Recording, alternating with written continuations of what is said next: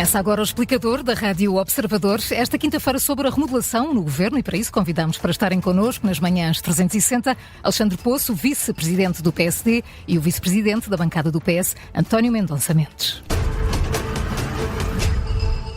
E 10 meses depois, a primeira arrumação de casa, Luís Montenegro aproveitou a necessidade de substituir Hernani Dias, envolvido numa polémica sobre duas empresas que constituiu, para uma mini remodelação de secretarias de Estado.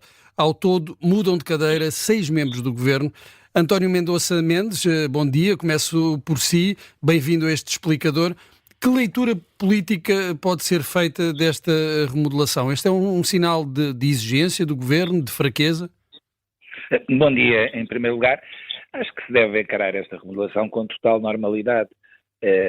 Em qualquer equipa, nomeadamente uma equipa governamental, pode existir uma fraca adaptação de algum titular ao cargo, pode a equipa em si ministerial não funcionar por algum motivo que não tem a ver com culpa de ninguém em particular, muitas vezes tem a ver com compatibilidade de feitios.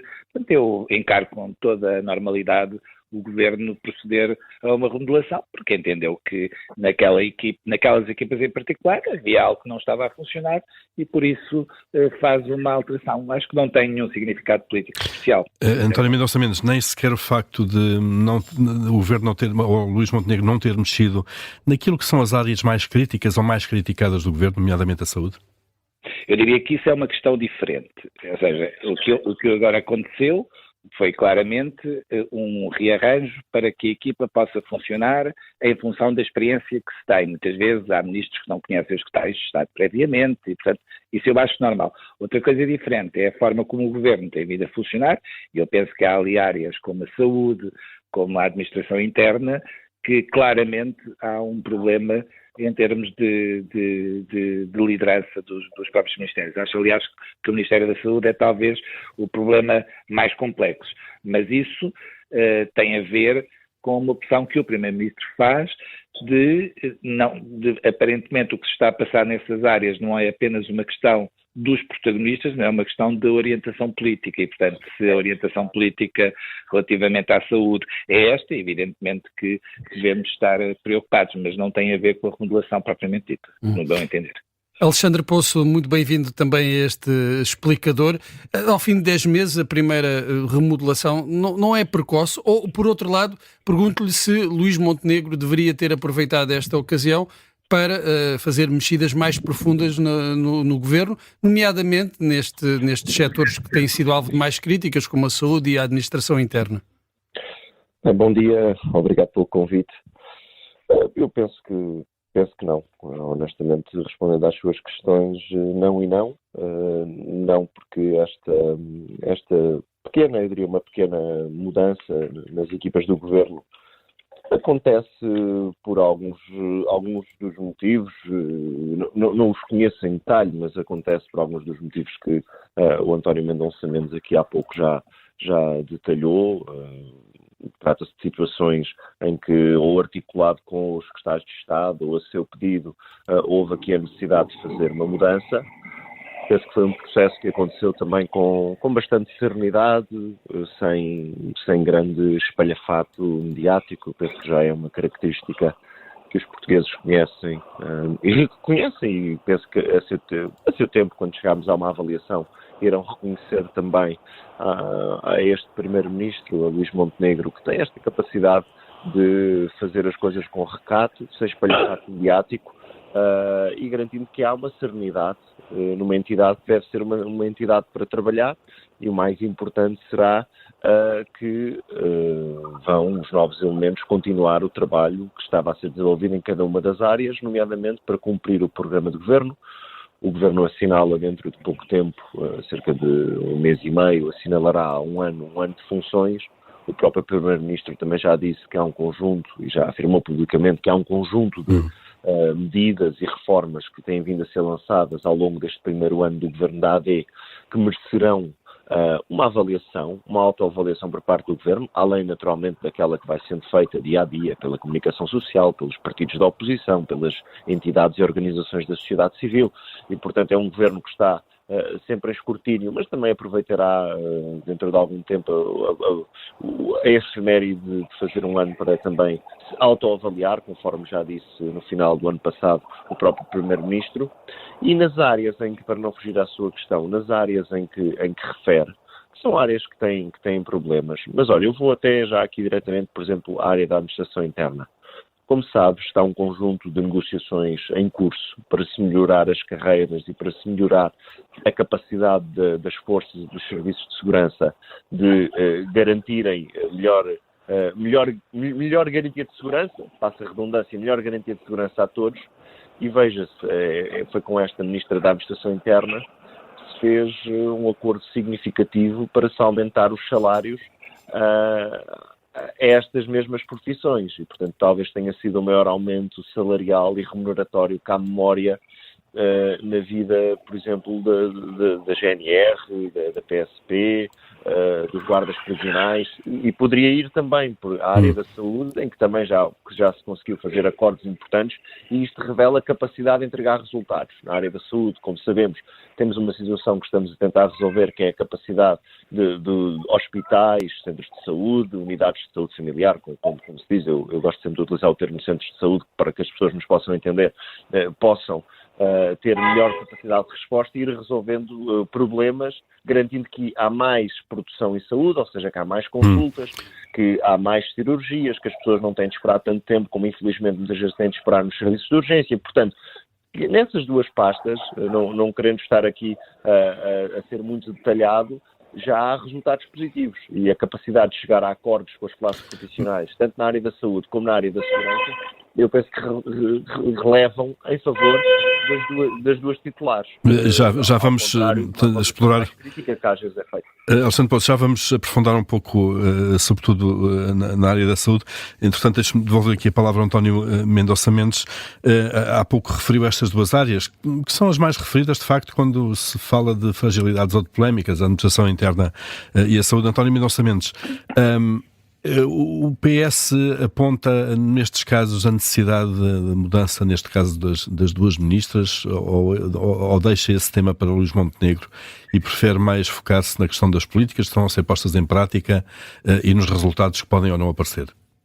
Eu agradeço a forma como colocou a questão, porque acho que respondeu. Acho que a responsabilidade da formação do governo é exclusiva do Primeiro-Ministro. O que está em causa não são as pessoas, é essencialmente aquilo que são as políticas e do ponto de vista daquilo que são os resultados.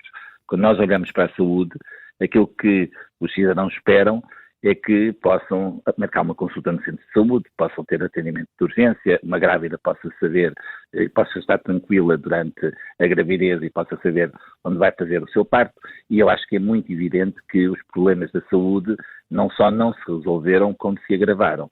E portanto, aquilo que é preciso é que a política possa ser alterada, e aquilo que me parece é que o Primeiro-Ministro não está consciente ainda dos erros que cometeu da opção política ao nível da saúde. E o primeiro erro que fez foi dar uma percepção errada do estado do Serviço Nacional de Saúde.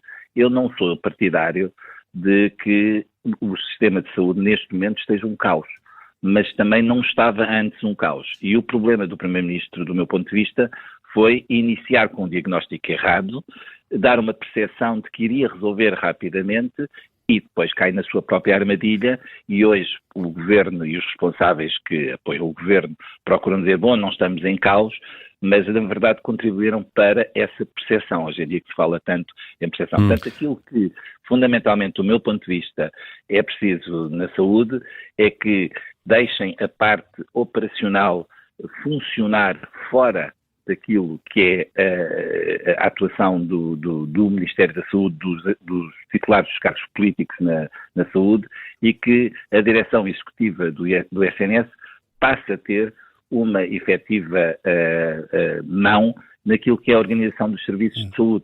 E isso não aconteceu nos últimos 10 meses. Mas deixe-me só colocar um ponto, António Mendonça Mendes, diz que de facto o PS não coloca o ponto central, no ponto central as pessoas, isto é, quem está encarregue de liderar a pasta, mas Ana Paula Martins ontem, sobre os problemas no Hospital Amadora Sintra, disse coisas como: não tenho nenhum plano, e disse: não vos vou conseguir dizer, isto para os jornalistas, não vos consigo dizer como é que vamos ultrapassar esta situação. Isto de alguma forma não mostra que a própria Ministra neste momento não sabe como é que resolve pelo menos este problema no hospital? Repare, a avaliação que nós fazemos do desempenho da Ministra da Saúde é uma avaliação negativa, ou seja, a Ministra da Saúde tem mostrado, do nosso ponto de vista, incompetência na forma como exerce o seu lugar e mostra que é uma pessoa bastante quesilenta. Recordemos que iniciou as suas funções dizendo que as gestões hospitalares eram, de uma forma geral, fracas e, portanto, isto não é a forma como um líder deve encarar a sua equipa, porque há sempre muitos desafios e garanto-lhe que se não contar com a equipa, seguramente que não consegue fazer nada. Mas há outro tema que penso que tem a ver com a avaliação dos membros do governo, que há um contraste entre aquilo que era o Primeiro-Ministro quando era líder da oposição e aquilo que é o Primeiro-Ministro neste momento. O Primeiro-Ministro falava muito de um grau de exigência e tinha uma tabela de exigência relativamente aos membros do governo quando era oposição e neste momento repare que sempre que há um problema com um membro do governo, o Primeiro-Ministro normalmente refugia-se totalmente no silêncio e não faz essa avaliação tão exigente como antes reivindicava relativamente ao anterior governo. São sinais do tempo, a diferença entre aquilo que é falar na oposição e aquilo que é estar no governo, e aquilo que eu acho que é importante do ponto de vista dos responsáveis políticos é que mantenham a sua coerência. Do nosso ponto de vista, a organização do governo é uma exclusiva responsabilidade do Primeiro-Ministro.